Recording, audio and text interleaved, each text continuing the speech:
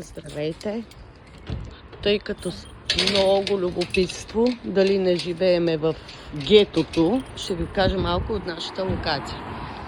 Тук напред, както това е английски магазин, имаме си банка накрая. Най-накрая там е училището на детето ни и Lidl. Сега ще ви разходя малко. Тук си имаме огромен фитнес. Така. И тази сграда, която виждате бялата, най-накрая е Меркадона.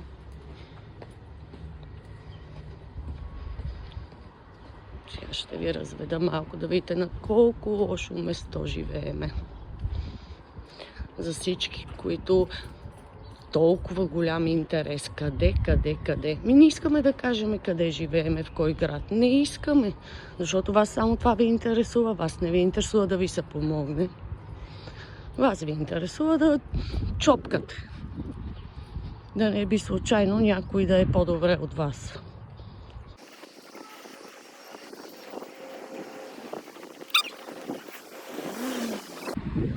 Там, ето го училището на малката. И тук вече е Меркадона.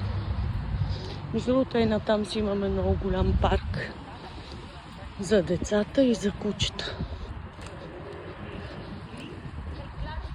Тук от къщата ни е буквално до Меркадона 2 минути. Две минути. След Меркадона вече имаме Ауди, Теди, китайски магазин, Икея. Те са примерно от къщи на 5 минути някъде. Ето може да видите. Ето го и Ауди. Имаме си Макдоналдс, имаме си KFC, имаме си бензиностанция до нас. За всички притесняващи се как издържаме. Абсолютно всичко е около нашата къща. 4 голями магазини, хранителни, аптеката, бензиностанция. Абсолютно всичко, да не хода, че много ми духа. Ето.